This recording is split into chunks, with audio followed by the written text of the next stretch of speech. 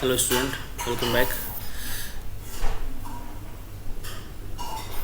So today we'll discuss the construction and working of a synchronous generator or alternator through an animation. Okay.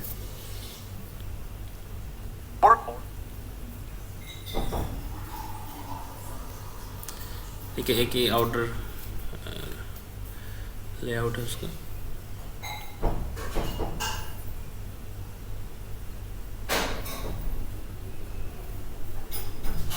तो ये हमारा total जो है वो electromagnetic induction पे काम करेगा, आपको पता है.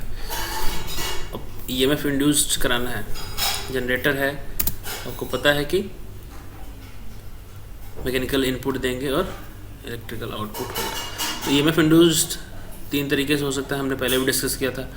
या तो फ्लक्स रोटेटिंग हो, कंडक्टर स्टेशनरी हो, तो उन दोनों के इंटरेक्शन से हो सकता है.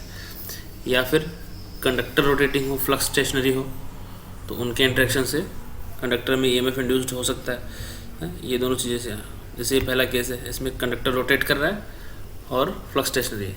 यहाँ कंडक्टर स्टेशनरी है और फ्लक्स रोटेटिंग है.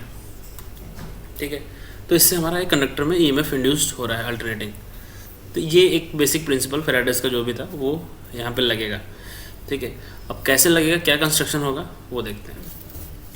ठीक है, तो ये हमने एक रोटर पार्ट अलग किया.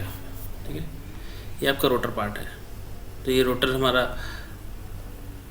कुछ स्पीड से घूम रहा है, हम मैकेनिकल इनपुट दिया है इसको. ठीक है, मैकेनिकल इनपुट दिया है और साथ ही साथ आप ये देख रहे हैं, ये जो ब्राउन कलर का दिख रहा है आपको कॉपर वायर, ये हमने एक इसको वाइंडिंग कर रखी है और ये डीसी सप्लाई देंगे इसको. ठीक है, ताकि नॉर्थ साउथ पोल प्रोड्यूस हो और एक मैग्नेटिक फील्ड मिले, फिर उसको मैकेनिकल इनपुट भी मिल रहा है. तो ये रोटेटिंग फील्ड यहाँ पे हमको मिल रही है.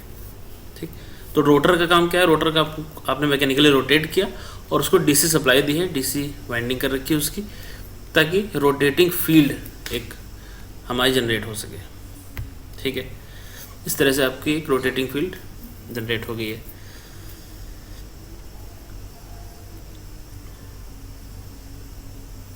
ठीक है, अच्छा, सेलिएंट पोल रोटर चाहिए हमको. सेलिएंट पोल रोटर की अगर बात करें, हम दो टाइप के हमने जनरेटर भी पढ़े थे ना. एक सिंक्रोनस जनरेटर जब हम बात करते हैं तो एक तो हमारा सिलेंड्रिकल रोटर टाइप होता है, एक सेलिएंट पोल. तो सिलेंड्रिकल में तो यूनिफॉर्म डिस्ट्रीब्यूशन होता है, डीसी सप्लाई देंगे, नॉर्थ साउथ पोल अल्टरनेट रहेंगे और रोटेटिंग मैग्नेटिक फील्ड हो जाएगी. सेलिएंट पोल अगर बात करें हम, ठीक है, सेलिएंट पोल की बात करें तो कैसा कंस्ट्रक्शन होगा. सपोज एक हमने 4 पोल का कोई मशीन ले ली. ठीक है, ये आपके पास 4 पोल है, उसमें डीसी वाइंडिंग इस तरह से कर रखी है. ठीक, कनेक्टेड आपस में है ताकि अल्टरनेट आपके नॉर्थ साउथ पोल बन सके, नॉर्थ साउथ. ठीक है, इस तरह से. अब इस तरह से उसको रोटेट किया, जब मैकेनिकल इनपुट दिया तो रोटेटिंग फील्ड जनरेट हो गई. लेकिन इसमें अब देखिए, रोटेटिंग फील्ड जनरेट हो गई तो उसमें क्या है, एक वाइंडिंग अगर मैं लगाता हूँ, ये स्टेटर की वाइंडिंग है मान लो, मेन वाइंडिंग, तो फील्ड रोटेट हो रही है और ये स्टेटर के वाइंडिंग को कट कर रही है. स्लो मोशन में आप देख सकते हैं. तो स्टेटर वाइंडिंग में ईएमएफ इंड्यूस्ड हो रहा है यहाँ पे अल्टरनेट, इस तरह से. ये हमने डीसी मशीन में भी देखा हुआ था, पढ़ा था. इस तरह से रोटर कंडक्टर रोटेट हो रहे हैं, तो रोटेटिंग फ्लक्स है और ये स्टेशनरी जो फ्लक्स है, स्टेशनरी जो कंडक्टर है उसको कट कर रहा है, तो ईएमएफ इंड्यूस्ड हो रहा है यहाँ पे. ठीक है, और ईएमएफ जो भी इंड्यूस हो रहा है उसकी फ्रीक्वेंसी कितनी होगी, ये रिलेशन आपको पता है. तो जो भी फ्रीक्वेंसी होगी n=120f/p आपने देखा था अभी ना. तो जो भी ये ईएमएफ इंड्यूस हुआ स्टेटर में, स्टेशनरी पार्ट, यही हमारा आर्मेचर है, स्टेटर पार्ट, क्योंकि यहाँ से हमको इलेक्ट्रिसिटी लेनी है. तो इसमें जो भी फ्रीक्वेंसी इसकी होगी, इलेक्ट्रिसिटी की जो भी मिलेगी आपको वोल्टेज, वो होगा Pn/120. डिपेंड करेगा आपका नंबर ऑफ पोल्स पे, रोटेटिंग जो स्पीड है आरपीएम में उस पर. ठीक, तो अगर हमारी फ्रीक्वेंसी इस पर डिपेंड कर रही है, तो मान लो सपोज हमको 60 हर्ट्ज फ्रीक्वेंसी चाहिए अगर, या 50 हर्ट्ज जैसे हमारे यहाँ होता है, 60 हर्ट्ज वहाँ होता है, इसमें 60 हर्ट्ज का एग्जांपल दिया होगा. अब ये देखिए, ये आपको सेकेंड वाइंडिंग लगा दिया इस तरह से, और ये थर्ड वाइंडिंग लगा दिया, ठीक है। तो ये 3 फेज वाइंडिंग कनेक्टेड हो गई, 120 डिग्री फेज डिफरेंस है। तो आपने देखा रोटर रोटेट कर रहा था, हमने 3 फेज वाइंडिंग कर दी ऊपर से, ठीक।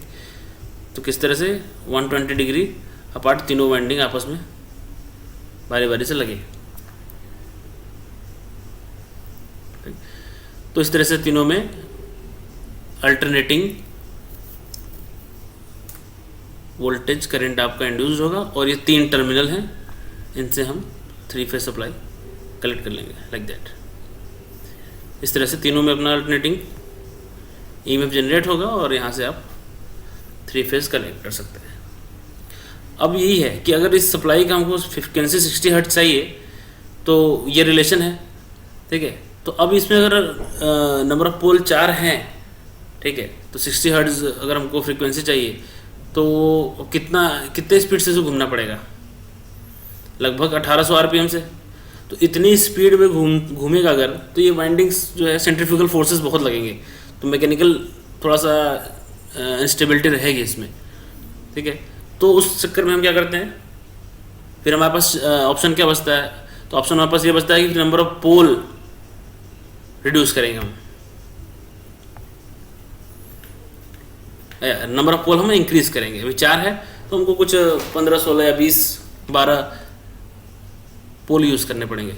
तो उस चक्कर में फिर हमारा स्पीड जो है वो रिड्यूस हो जाएगी, कुछ 400, 600 आरपीएम या 200, 400 आरपीएम इतने ही रह जाएगी। तो पहले भी हमने पढ़ा था कि सैलिएंट पोल जो रोटर है उसकी स्पीड कम होती है, 120 से 400 आरपीएम करीब,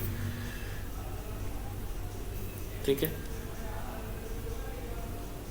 अब देखिए वो जो रोटर था हमारा, रोटर भी आप देखेंगे इस तरह से लैमिनेशन होता है उसमें। रोटर कोर जो है, कोर के ऊपर वाइंडिंग की है, तो कोर जो होता है उसमें लैमिनेशन किया होता है, और फिर उसको स्टैक करते हैं एक साथ, ऐसा लैमिनेटेड होता है, फिर उसको एक साथ स्टैक करते हैं ताकि eddy current losses, iron losses हम रिड्यूस कर सकें। इस तरह से रोटर जो निकले होते हैं वो होते हैं। फिर ऊपर ये आपकी स्टेटर वाइंडिंग हो रखी, तो ये 12 पोल पे 3 फेज स्टेटर वाइंडिंग कर रखी है, ये आर्मेचर वाइंडिंग हो गई आपकी, ठीक है। अब ये आर्मेचर जो कोर था आपका स्टेटर वाला, जिसको पोर्शन बोलेंगे, वो भी ऐसा लैमिनेटेड है, ठीक है, लैमिनेटेड है, स्लॉटेड है, उसमें वाइंडिंग की होती है, उसमें भी एडी करंट लॉसेस हमको रिड्यूस करने हैं। तो इस तरह से लैमिनेटेड होता है, स्टैक किया होता है, ठीक है। फिर ये आपका रोटर पोर्शन है। रोटर को जो डीसी सप्लाई हमको देनी है, रोटर को डीसी सप्लाई देनी है, तो आप एक्सटर्नल किसी सोर्स से भी दे सकते हैं डीसी सप्लाई, और चाहे तो आप इस शाफ्ट पे ही एक डीसी जनरेटर लगा सकते हैं। उसको मैकेनिकल इनपुट मिलेगा ही, क्योंकि मैकेनिकल इनपुट उसको देना है, तो उसी मैकेनिकल इनपुट से वो इलेक्ट्रिकल डीसी आउटपुट आपको दे देगा।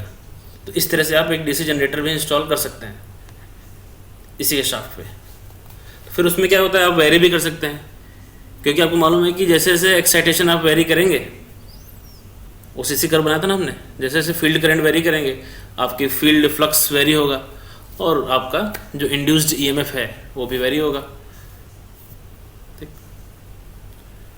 तो और उसके बाद आपका इसलिए वोल्टेज रेगुलेशन एक इसमें लगा होता है पहले से। तो यहाँ पे हम इसको जो एक्साइटेशन है इसकी फील्ड की वो वेरी कर सकते हैं। तो एक्साइटेशन वेरी होगा तो आपका फ्लक्स वेरी होगा, और फ्लक्स वेरी होगा तो फ्लक्स से ही तो इंटरेक्शन से ईएमएफ इंड्यूस्ड हुआ है, तो आपको जो output open circuit induced EMF होगा वो भी वेरी करेगा।